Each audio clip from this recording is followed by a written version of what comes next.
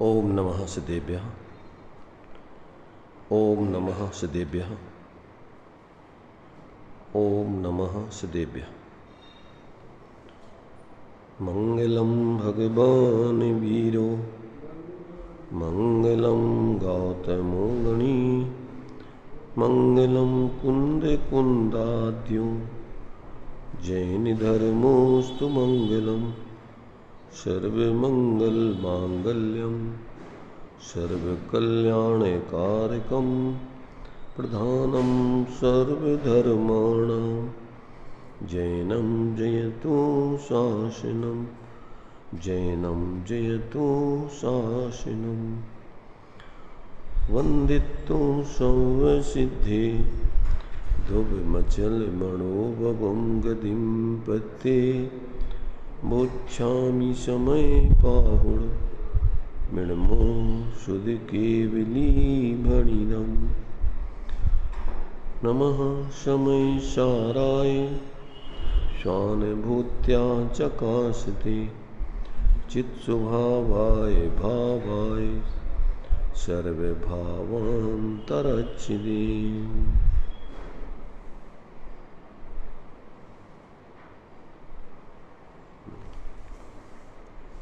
समय सार जी परिशिष्ट के अंतर्गत चर्चा अपनी उपेय उपाय भाव के स्वरूप को समझने की चल रही है। बहुत ही महत्वपूर्ण चर्चा है,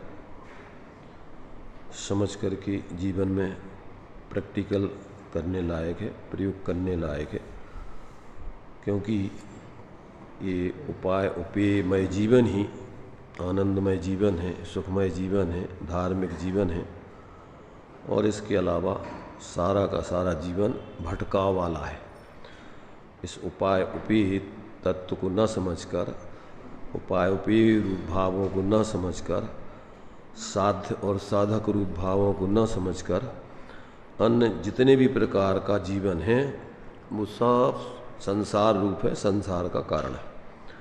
तो यहाँ अपने लिए आचार्य अमृतचंद देव ने ये समय सार जी के एक प्रकार से उपसंहार रूप में ये परिशिष्ट लिया है।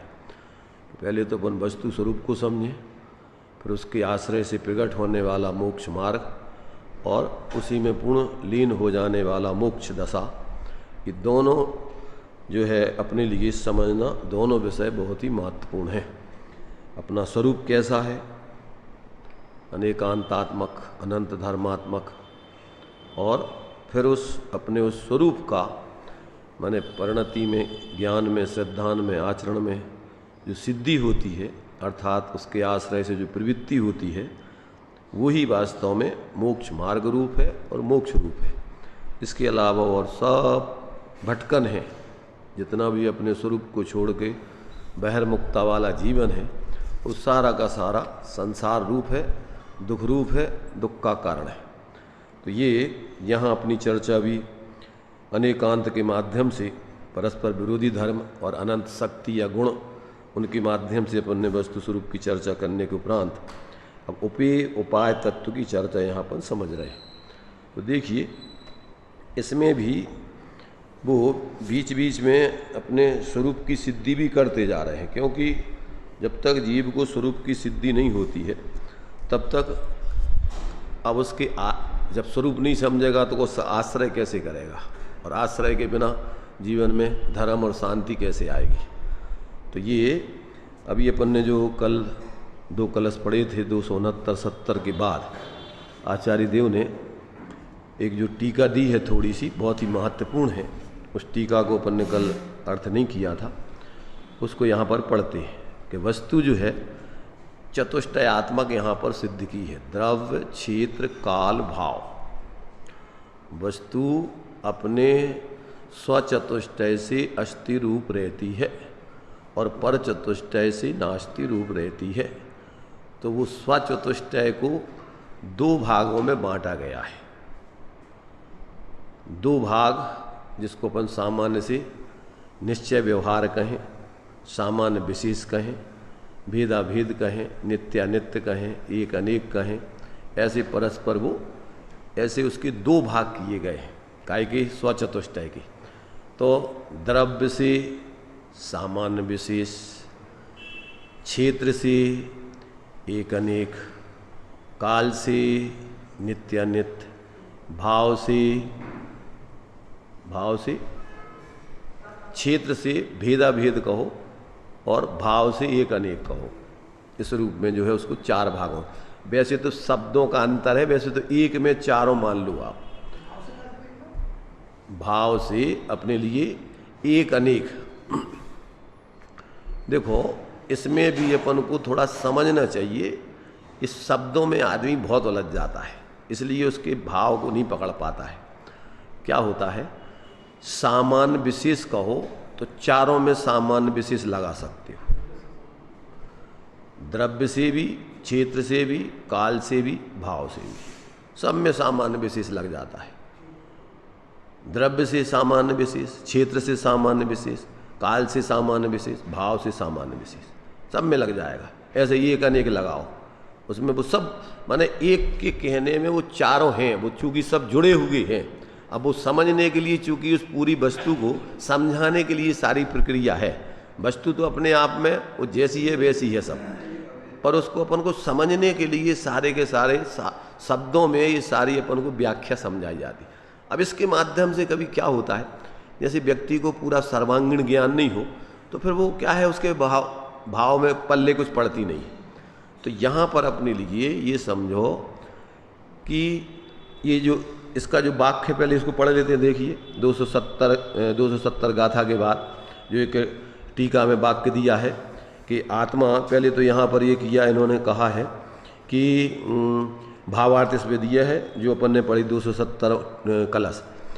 आत्मा में अनेक शक्तियाँ हैं और एक एक शक्ति का ग्राहक एक एक नय है, इसलिए यदि नयों की एकांत दृष्टि से देखा जाए तो, एकांत दृष्टि से, क्योंकि नए वस्तु के एक अंश को ग्रहण करते हैं और अकेले तुम एक एक अंश रूप ही वस्तु को मानो और सर्वथा वस्तु को उस अंश का कथन है और अंश ही को छोड़ करके और अंश में वस्तु की कल्पना करो तो वो वस्तु नहीं आएगी उसमें।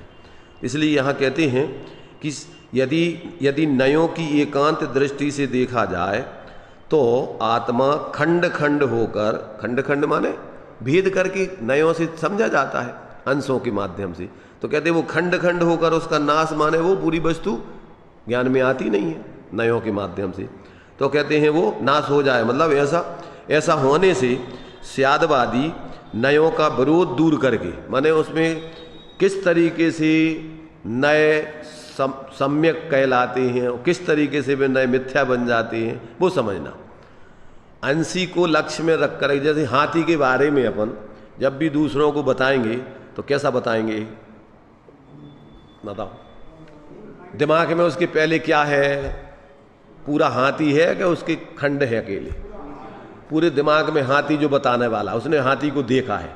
अब वो दूसरे को जिसने देखा नहीं है उसको हाथी, अथवा जिसने देखा है वो भी जब एक एक उसके अंग का विचार करेगा तो हाथी के जो है पैर ऐसे होते हैं, सूंड ऐसी होती है, पीठ ऐसी होती है, कान ऐसे होते हैं, इत्यादि इत्यादि पूरे अंगों का, तो वो क्या है कि उसके दिमाग में पूरा हाथी है।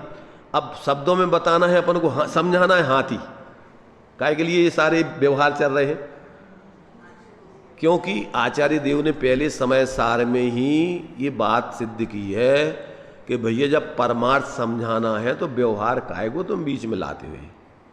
तो फिर उनने क्या हेतु दिया कि भैया देखो बिना व्यवहार के परमार्थ को समझा पाना अशक्य है, असंभव है। जय दृष्टांत क्या दिया, जय नवि शक्य मणज्जम अणज्ज भाषम बिणादु गाहेदुम तय व्यवहारेण बिना परमत्थोपदेशेण मशक्कम। समझाना है परमार्थ, समझाना है अभेद, समझाना है भेदों से, समझाना है उपचार से, व्यवहार से।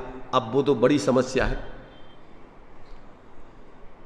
तो जब तक व्यक्ति इस व्यवहार से परमार्थ का अनुमान करके, जब तक देखा नहीं है तब तक तो वो अनुमान ही करेगा अपने परोक्ष ज्ञान में, युक्त आगम से, युक्ति तर्क आदि लगा करके, उपदेश से। अब वो पहले और फिर प्रत्यक्ष जाकर के देखे उसको, पहले तो ये विश्वास आए कि ये वस्तु ऐसी है, देखने लायक है, उसको ये जिज्ञासा पैदा हो, और फिर उसके पास जाके देखे, तो फिर जब वो देखेगा तो उसकी सारी भ्रांति मिटेगी कि अपन को जो बताया था अरे ये चीज़ तो ऐसी है। फिर उसको अखंड वस्तु जैसी है वैसी निर्विकल्प होकर अनुभव में आती है और फिर उसके बारे में विचार करते रहो, फिर कोई समस्या नहीं। इसलिए वो कांजी स्वामी के साथ में जो समस्या थी वो सहचर व्यवहार को व्यवहार कहते थे, वो पूर्वचर व्यवहार को गौण करते थे। माने लोगों को तो ये लगता था कि माने नहीं कुछ नहीं, वो व्यवहार होते ही नहीं। जबकि अब वो व्यवहार आचार्यों ने लिखा ही है कि बिना व्यवहार के परमार्थ समझा नहीं सकते। वो पूर्वचर व्यवहार होता है, सहचर भी होता है। तो अब जब तुमने परमार्थ समझ लिया, अब तुम्हारा साथ में जो कुछ भी विचार करोगे वो सब सम्यक होगा। तुम्हारा क्या होगा? जिसने परमार्थ देख लिया अब उसका सारा व्यवहार कैसा होगा? चाहे वो जो भी उपचार का कथन करे, चाहे वो संयोग की तरफ से कथन करे, वो समझ लेगा कि संयोग की तरफ से बात उस वस्तु की कही, बात उसी वस्तु की जा रही है। जैसे जीव को बताना है तो जीव को अपन को बताने के लिए सबसे पहले मोटी बुद्धि वालों को तो एक इंद्री दो इंद्री संसारी मुक्त जीव बताएंगे। कैसे बता रहे? संयोग की तरफ से, संयोगी भावों की तरफ से बताएंगे। कैसे बता? अब वो संयोग, जबकि संयोग है और स्वभाव है, वो उससे अलग है। संयोग साथ में है, ये बात अलग है। अविनाभाव संबंध है। संसार दशा में जीव का शरीर कर्म आदि के साथ अविनाभाव संबंध है। उसके बिना जीव संसार में रहता नहीं है। संसारी जीवों का ऐसा निमित्त नैमित्तिक, घनिष्ठ निमित्त नैमित्तिक संबंध है। उससे क्या होता है कि लोगों को तो ऐसा लगता है जैसे बस अपन, अब जैसे मनुष्य हैं तो मनुष्य तो जो घड़ा है इसके अंदर घी है, खाना तो उस घी को है, और अपन क्या कर रहे हैं? उस घड़ी को संभाले फिर रहे, उसी में मूर्छित होकर के जी रहे। आज तक घी का स्वाद ही नहीं लिया।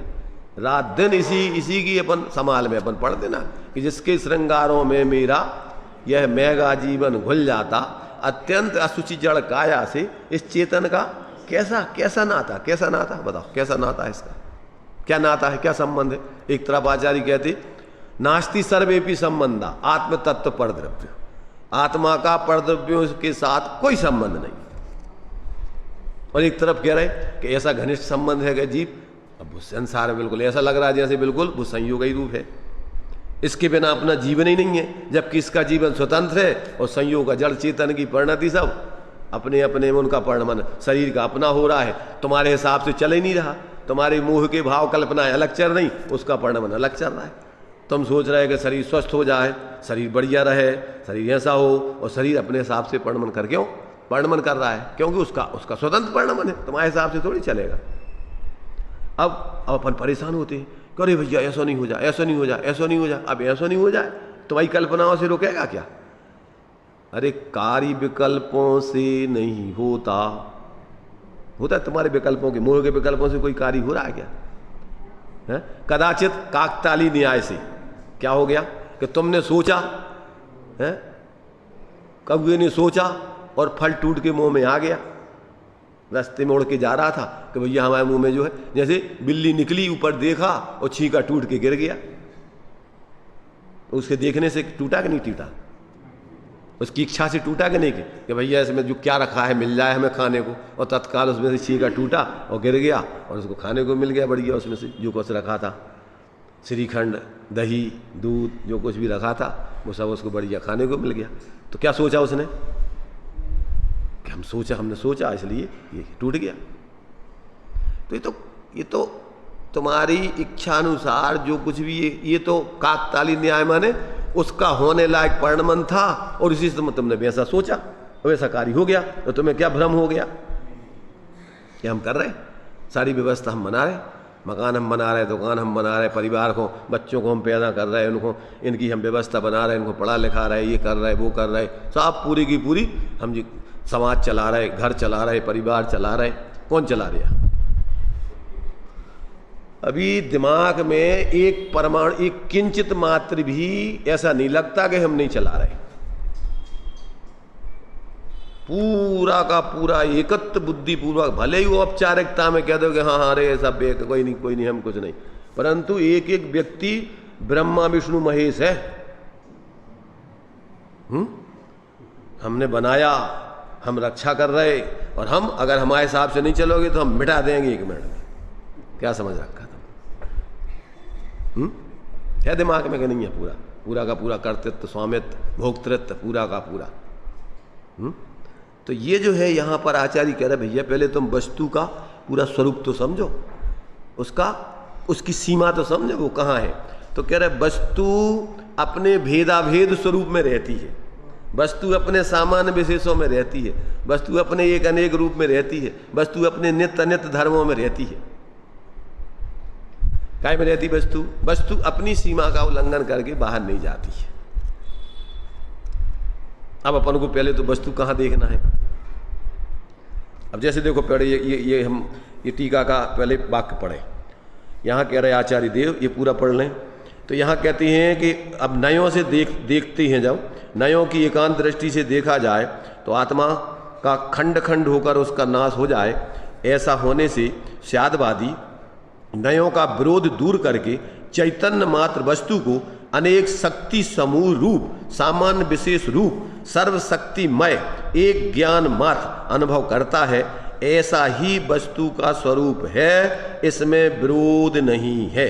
अब ज्ञानी अखंड आत्मा का ऐसा अनुभव करता है।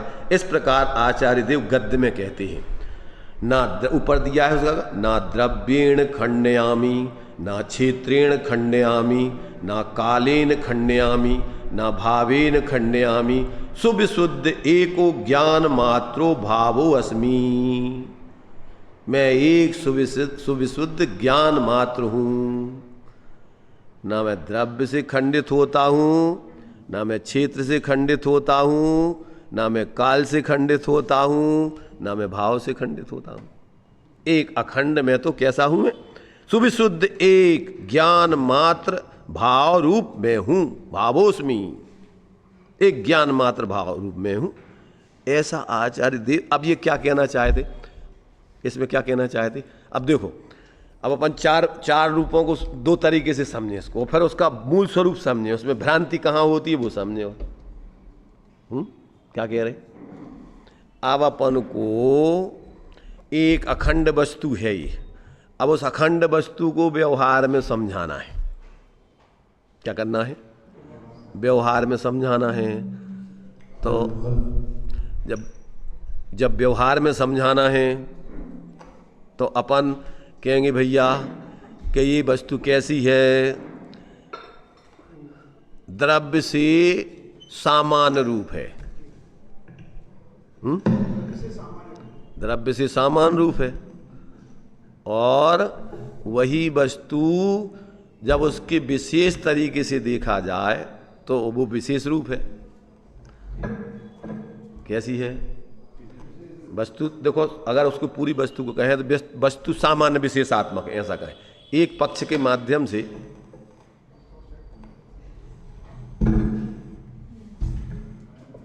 सही तरीके से है नहीं।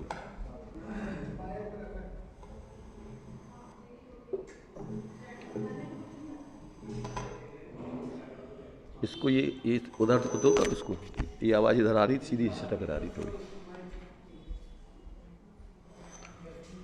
देखिए, वस्तु को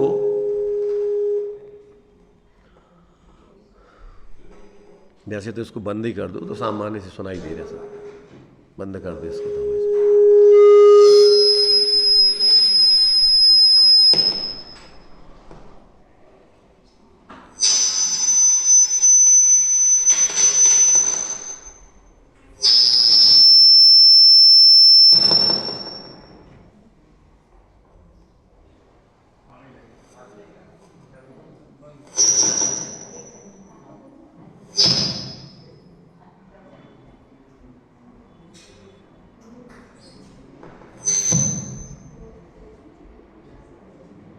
हाल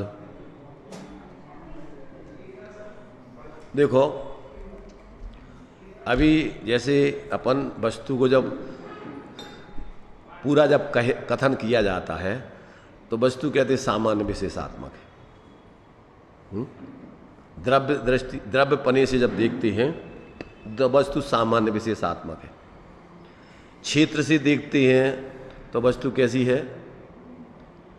भेदाभेदात्मक है। काल से देखते हैं तो वस्तु नित्यात्मक है। भाव से देखते हैं तो वस्तु एक अनेकात्मक है। अब वो क्या, उसका स्वरूप क्या है वो समझे अपन।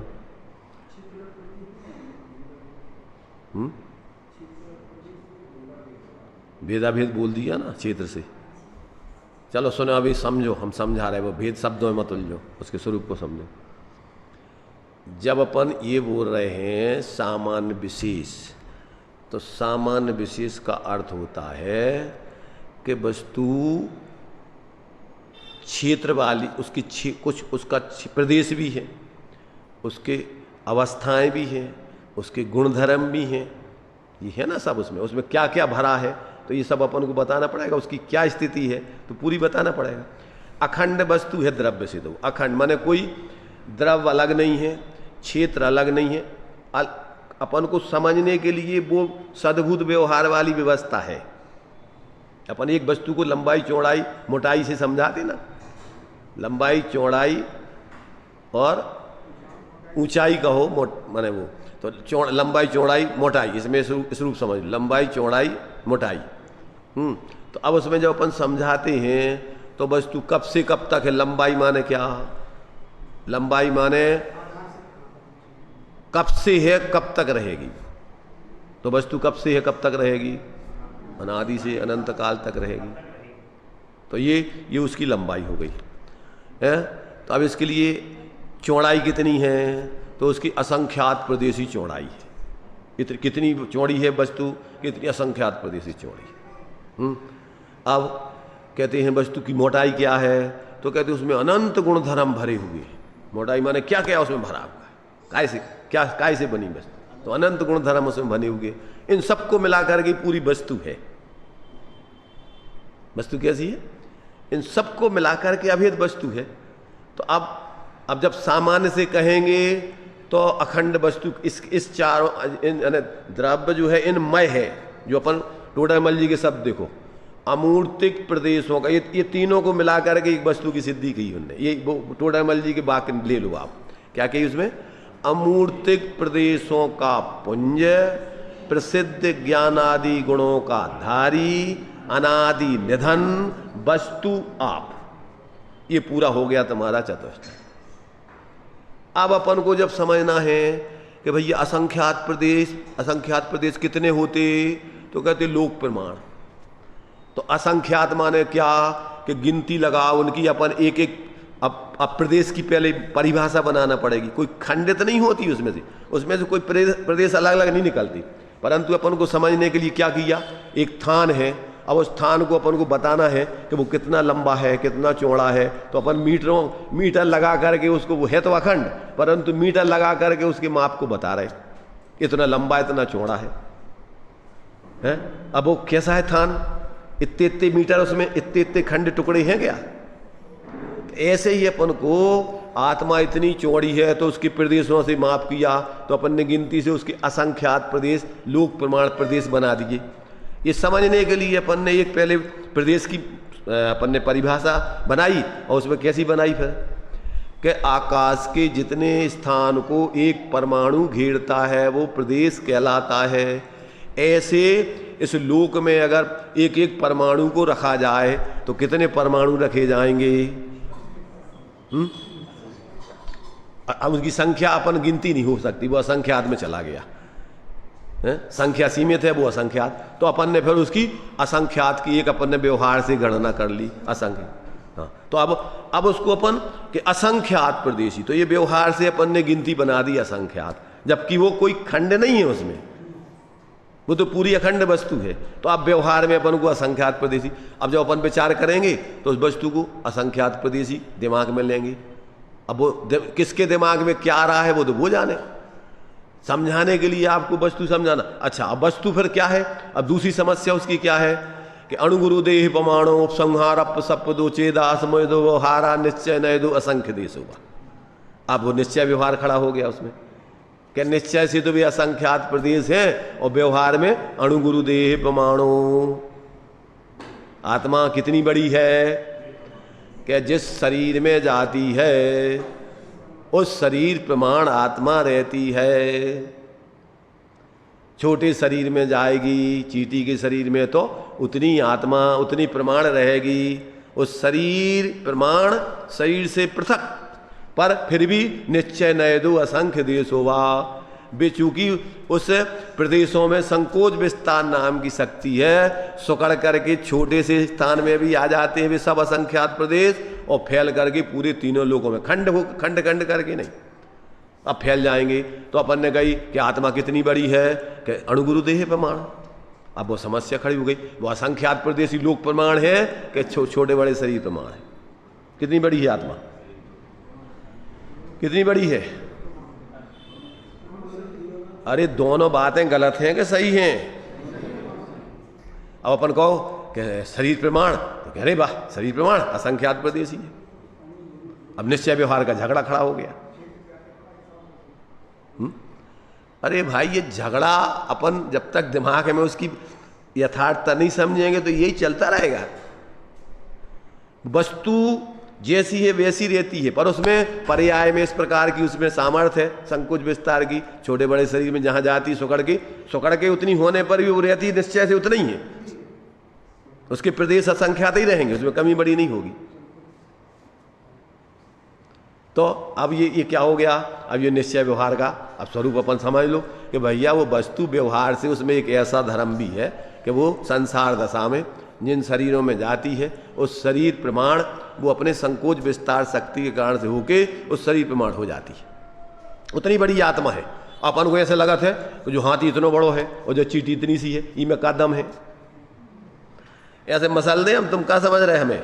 जो तना मूछों वाला होता है, ताकतवर होता है, बड़ो दो डील डाल शरीर होता है, तो वो का समझत है कि ये सब का है, ये हमारे सामने का है। भी कछु कम है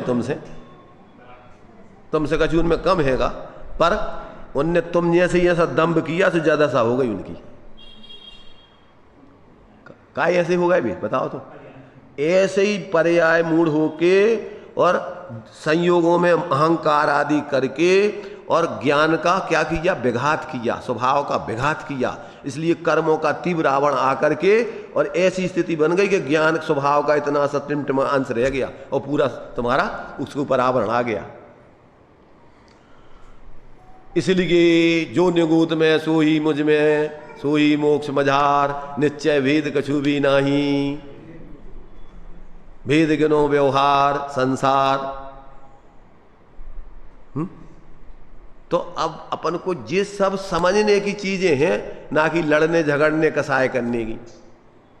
समझ करके अपने ज्ञान में फिर ऐसा भेद विज्ञान करके अपन अपनी आत्मा का आश्रय करके उसके अवलंबन से सहज ज्ञाता दृष्टा रह के जियो, बिना कसाय के, बिना दंभ के। दंभ करने की क्या जरूरत है? जब बताओ, जब सब एक समान है तो अब किसके प्रति कौन हीन कौन बड़ा?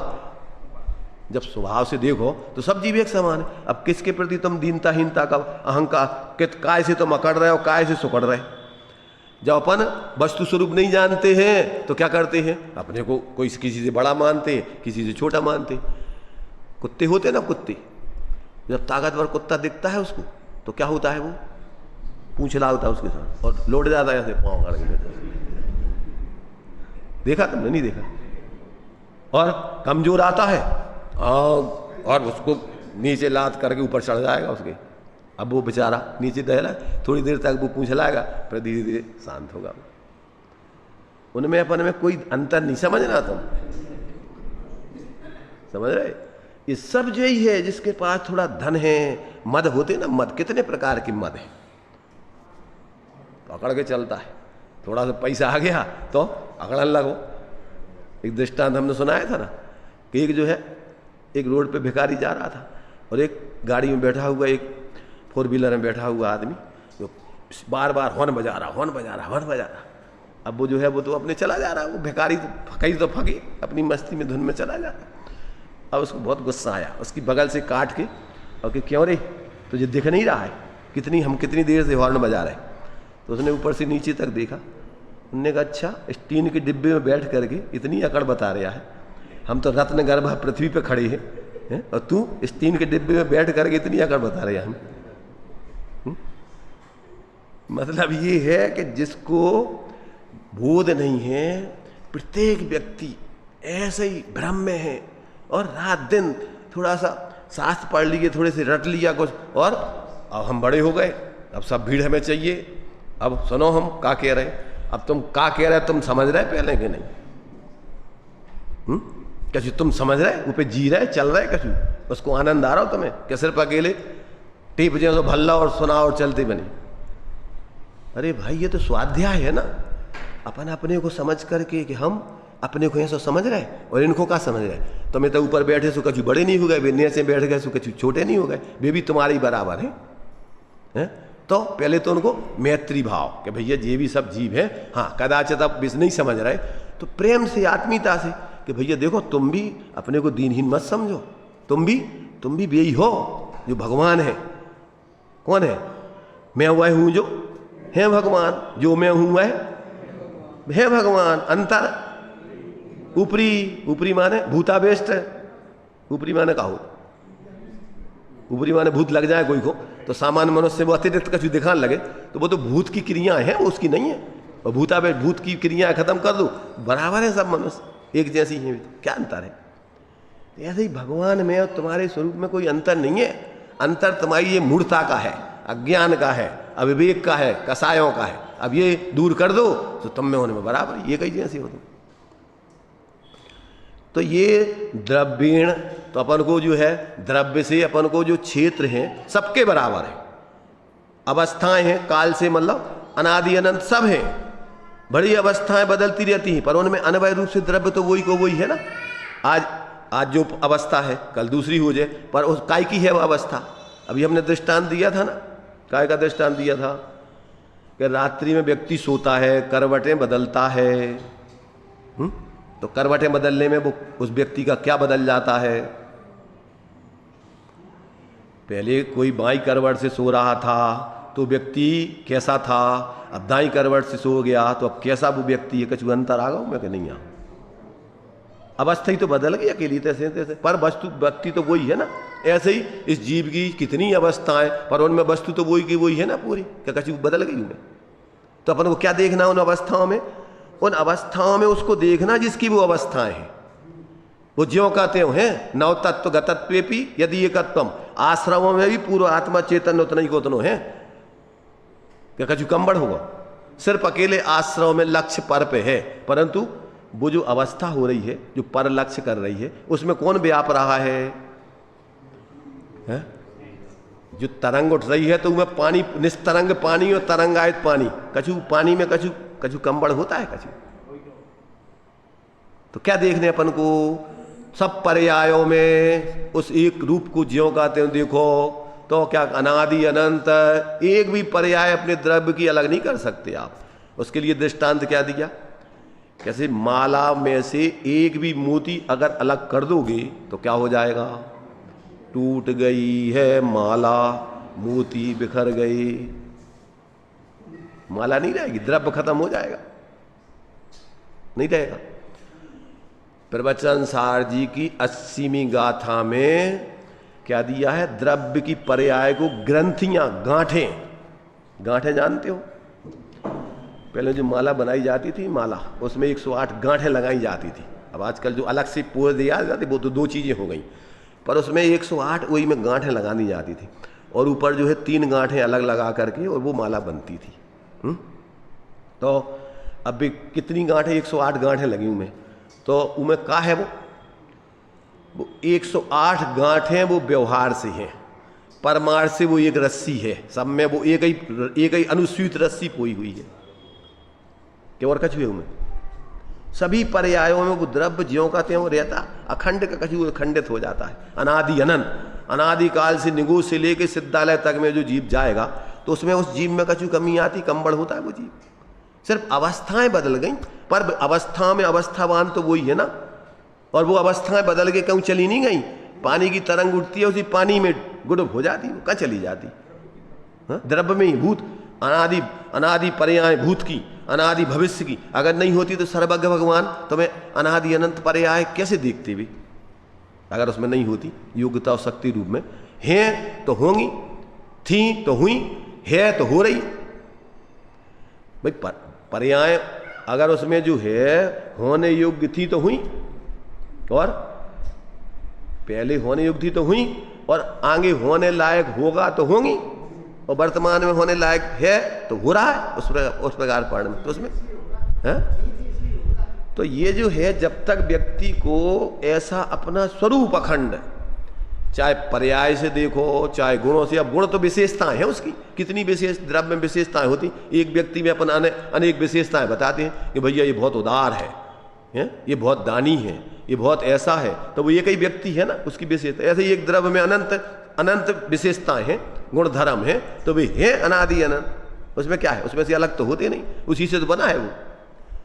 तो ऐसा अपन जब भेद करके कहेंगे तो कितने गुण हैं कि अनंत, पर कितने हैं कि एक ही द्रव्य है कि अनंत है उनमें कछु, अनंत अलग अलग है कछु में, अलग अलग धरे कछु, एक ही द्रव्य की विशेषताएं हैं वे। तो ये सब अपन को निश्चय व्यवहार, तो वस्तु स्वरूप को जब जाने निश्चय के भेद व्यवहार सब, कितने कहते व्यवहार, जब जाने निश्चय के भेद व्यवहार सब, कारण को उपचार, संयोग की तरफ से कथन, उपचार को कथन है,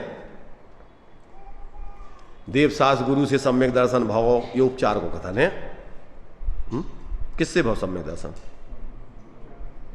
अरे सम्यक दर्शन तो अपनी आत्मा में अपनी श्रद्धा गुण से, अपने स्वयं की पर्याय से भाव, अपनी योग्यता से भाव, दूसरों कहां से दे दे तुम्हें, तुम्हारी पर्याय दूसरों कोई कहां से दे देगा। निमित्त वो बने, समझने में तुम्हें बोध नहीं था तो तुम्हें मात्र उन्होंने तो तुम्हें समझाने के लिए एक निमित्त नैमित्तिक संबंध से जो भी वस्तु स्वरूप के इशारे किए, उन्हें सारों को तुमने ज्ञान में समझा, और समझ करके तुमने अपने को पर से भिन्न जान लिया। तो वो तुम्हारी समझ से ही तुम समझे, किससे समझे?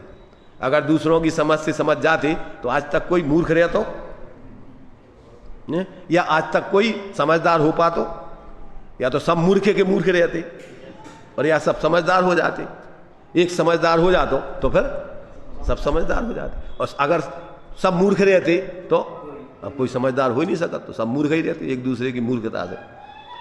इसलिए भाई एक दूसरे का एक दूसरे में कुछ नहीं आता जाता है। तो ये जब अपन को द्रव्य से सामान्य विशेष समझ में आ गया, सामान्य विशेष, उसमें क्षेत्र देखो, गुण देखो, पर्याय देखो, तो विशेष हो गए भाई, और वो इन सब में एक द्रव्य अभेद वस्तु देखो तो वो द्रव्य होगा, भेद करके देखो तो व्यवहार, प्रदेशों की प्रदेश देखो, चौड़ाई देखो, फिर उसकी मोटाई देखो, गुणधर्म देखो, फिर उसकी अनादि अनंत की उसकी पर्याय देखो, कब से है कब तक है, तो अनादि अनंत, न उसका इधर का अंत है न उधर का अंत है, सदा काल है। पर अवस्था के बिना द्रव्य होता नहीं है, द्रव्य बिन पर्याय ना पर्याय बिन ना द्रव्य, दोनों अनंत रहे सदा, यह बात जिन बनने कही। नहीं आ रहा समझ में अपन को निश्चय व्यवहार को स्वरूप, लड़बे झगड़बे के लाने अपन ने ले लो लठ, बना ले संप्रदाय, और हम निश्चय वाले, तुम व्यवहार वाले हो, तुम गलत और हम सही, और हम सही हो तुम गलत। कौन सही कौन गलत है? अरे भाई सब अपने अपने में पूर्ण है, कोई गलत कोई सही, तुम्हारी कल्पना है मिथ्या। हाँ? जब तक ये अपन को समझ में नहीं आता अपन सहज रह ही नहीं सकत, या तो सुकड़ के चले या अकड़ के चले, सीधे चले ही नहीं सकत। अरे भैया सीधो चल, काय ज्यादा आकड़ सुकड़ रहो तुम? अपन लोग में कहते तुम जितते हो उतते ही रहो, ज्यादा मत हमें अलग से बताने का प्रयत्न करो। तो कितने हैं अपन? भाई जितते हो उतते ही रहो अपन कहते हैं, जबकि तुम जितने हो उतने ही रहो, तो कितने हैं अपन? अरे भाई एक एक है अपने आप में, एक ही एक है, सब एक एक है, एक दूसरे से कोई संबंध नहीं, नास्ति सर्वेपि संबंध। तो अपने द्रव्य से हैं, अपने क्षेत्र से हैं, अपने पर्यायों से, अपने गुणधर्मों से, सब ये सब अस्ति नास्ति। अपना चतुष्टय से अपन भरचक हैं, पर के चतुष्टय से बिल्कुल खाली शून्य। प्रवचन सार जी में दो नय हैं, एक शून्य नय भी है। तो शून्य नय का क्या? बिल्कुल खाली, कुछ नहीं, पर का कुछ नहीं, दूसरों का स्वरूप अपने में बिल्कुल नहीं, शून्य, दूसरों से बिल्कुल खाली, और अपने से पूरे भरे। हाँ, एक शून्य नय है, एक पूर्ण नय है, अशून्य नय कहो, पूर्ण नय कहो, एक पूर्ण नय है, एक अशून्य नय है। तो अब ये सब दृष्टिकोण आचार्य तुम्हें समझा रहे, और अपन को क्या है, अभी नयों के झगड़े कछु के, अरे वे स्वरूप बता रहे तुम्हें सब तरफ से, जिस नए से देखो उस नए से तुम्हारे स्वरूप को बता रहे आचार्य। चाहे उपचार से देखो, चाहे व्यवहार से देखो, चाहे निश्चय से देखो, पर तुम अपने को देखो पूरा। क्या अपन का देखा थे? अपन को अपना स्वरूप नहीं देखा तो और सब देख रहा है। झूठी कल्पना, मिथ्या कल्पना काहे की? जो मकान, जो रुपया, जी पैसा, कहाँ पागल हो गए तुम, बुद्धि खराब हो गई तुम्हारी, धूल मिट्टी में इतना तुम्हारा उत्कृष्ट जीवन है, परमात्मा स्वभाव तुम्हारा, भगवान जैसा स्वरूप, और तुमने का शकल बना, का हालत बना रखी तुमने अपनी, है? का हालत बना रखी बताओ?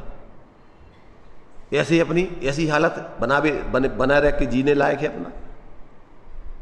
रात दिन परेशान, आकुल ताकुल। एक मिनट अभी तो बैठे, अब शांति से नहीं बैठे रह सकते। अभी हम बोलना बंद कर दें, अब कुलबलाहट चालू हो जाएगी। अभी हम बोलना बंद कर दें तो अभी तक बैठे हैं अभी बैठे हैं, मतलब अभी अवलंबन है दूसरे का, सुनने का अवलंबन चल रहा है। और अगर दूसरे का अवलंबन नहीं हो तो ऐसे लगे जैसे अब अपनों तो कछु सस्ता है ही नहीं है, अब क्या करें, अब कुल बलावो चालू, अब चलो, अब कोई ना कोई दूसरे विकल्प अवलंबन, चलो अब घर को अवलंबन, दुकान को अवलंबन, फैलाने को। अरे क्या हो गया तुम्हें? है? अरे तुम निरावलंबी तत्व हो, तुम्हें किसी परावलंबन की जरूरत है क्या? है?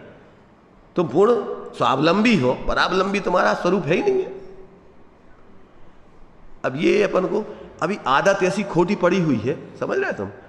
अपन इतना सुनने के बाद में सुन्न और असुन्न नए की तरफ नहीं देखते अपन, कि जब अपना बाहर में कछु है ही नहीं है तो अपन तो पर से सुन्न है और अपने से अपन ज्ञान मात्र, ये दिया ना अपन को, क्या है अपन? कहते सुविशुद्ध एको ज्ञान मात्रो भाव, उसमें अपने को बस चेतन चिन्ह मूरद्रगधारी, बस अपने जानन सहज परिणमन हो रहा। वो जानने के लिए प्रयत्न नहीं करना, वो तो परिणमन हो ही रहा जानने का, जानना तो मैं थोड़ी सोचना थोड़ी पड़ता, वो तो परिणमन। जैसे सूर्य को प्रकाशित करने के लिए कुछ करना पड़ता गया, प्रकाश के लिए क्या करना पड़ता? सूर्य को प्रकाशित होने के लिए क्या करना पड़ता उसको? क्या करना पड़ता? घूमना तो पड़ता है, ऊँगना पड़ता है, डूबना पड़ता है प्रकाशित रहने के लिए, ऊँगना डूबना। अरे भाई वो कुछ नहीं होता, वो सब अपने स्वरूप रूप रह करके और अपने में सहज ही परिणमित हो रहा है। जानना देखना सहज चल ही रहा है। अब ये मिथ्या कल्पनाएं छोड़ दो तो आनंद है, कछु है ही नहीं है समस्या उसमें। तो द्रव्य से सामान्य विशेष, क्षेत्र से भेदाभेद, काल से नित्यानित्य, काल से नित्यानित्य, पर्याय की दृष्टि से देखो तो प्रति समय पर्याय बदलती रहती, उस अपेक्षा से अपन वो अनित्यपना भी उसका अस्तित्व, नित्यपना है उसका, अनित्यपना भी नित्य है उसका, वो उसका स्वभाव है ही। अनित्य भी वस्तु नित्य रहती है। उत्पाद वे ध्रुव युक्तम सत सत द्रव का लक्षण है वो, तो लक्षण कब नहीं होता बताओ? गुण पर्याय द्रव्यों, तो गुण पर्याय द्रव्य में कब नहीं रहती हैं? तो अनित्यपना भी उसका स्वभाव है और वो शाश्वत है, ऐसा नहीं है। तो वो अनित्य तो एक एक पर्याय की अपेक्षा, पर वो अनित्यपना धारा प्रवाह है, उसमें परिणमन होते रहना उसका स्वरूप है। क्या ढुड़कते रहना किसी का स्वरूप होता है? ढुड़कता रहता है। तो ऐसे ही, और ढुड़कते हुए भी नहीं ढुड़कता है, जो होगा त्यो रहता है। तो परिणमते हुए भी नहीं परिणमता है, नहीं परिणमते हुए परिणमित होता रहता है, वो भी स्वरूप ही है उसका। तो दोनों उसके स्वरूप है, उस दोनों में आनंद है, उसमें क्या समस्या है? भगवान भी निरंतर परिणमित हो रहे, नया अपूर्वता, एक जैसा परिणमन नहीं होता। पहले समय जो परिणमन हुआ दूसरे समय नहीं होता, वो अपूर्व परिणमन होता है। एक सम्यक ज्ञान का अपूर्वता भी एक लक्षण है, नया पूरा का पूरा, नया। तो ये जो है अपन को, ये कहते हैं हम तो न द्रव्य से खंडित होते हैं, न क्षेत्र से खंडित होते हैं, न काल से खंडित होते हैं, न भाव से खंडित होते हैं। भावों की अपेक्षा अपन अनंत गुणधर्म देखते हैं जब भेद करते हैं तो, और जब अभेद वस्तु द्रव्य को देखते हैं तो एक अभेद वस्तु जो की तो विशेषता वाली दिखती है, उसमें कुछ है ही नहीं। तो वो जैसी है वस्तु पूरी की पूरी सदा काल वैसी की वैसी रहती है, बाकी तुम्हारी मिथ्या कल्पनाएं हैं। क्या कह रहे? ये अपन को कह रहे न द्रव्येण न क्षेत्रेण न कालेण न भावेण, हमारा किसी प्रकार से कभी कोई क्या है खंड होता ही नहीं है। हम सब तरफ से अखंड रहते हैं ज्यों के त्यों।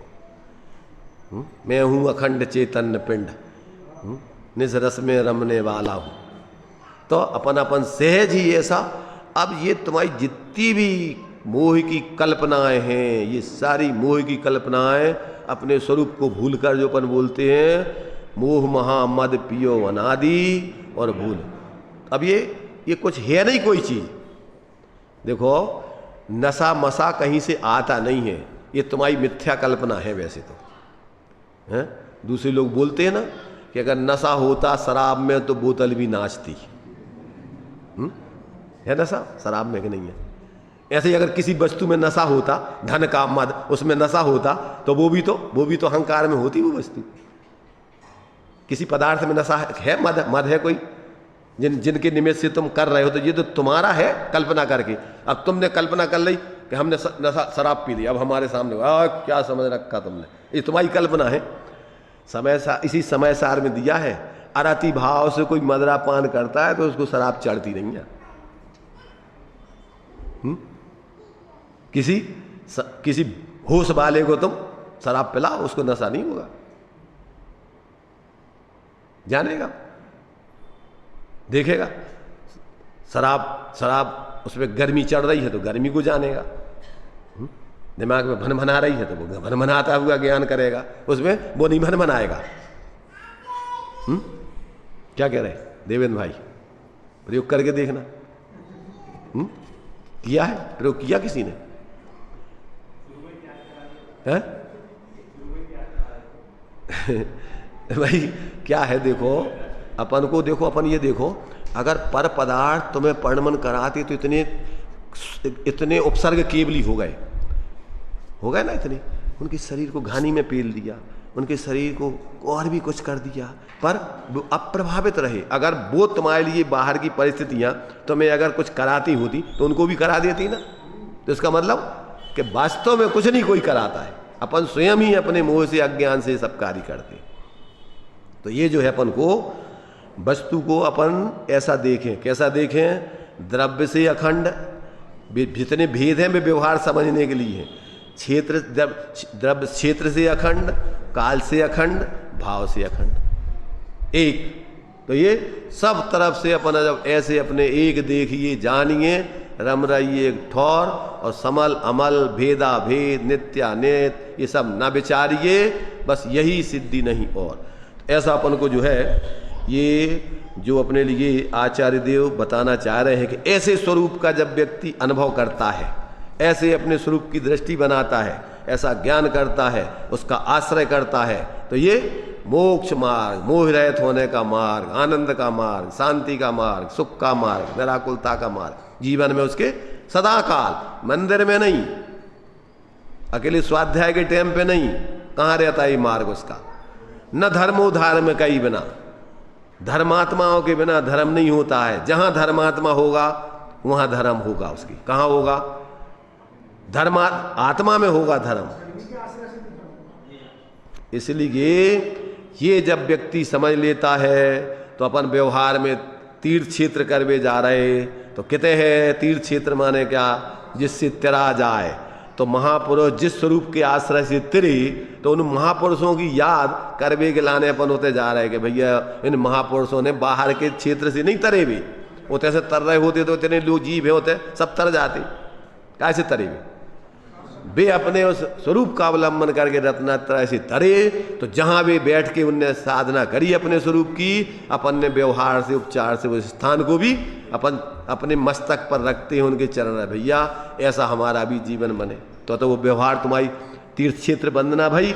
और होते जाके तुमने और हमने, भैया हम तो बहुत थक गए, हम तो एक बंदना और 4 बंदना, काय की बंदनाएं करी तुमने?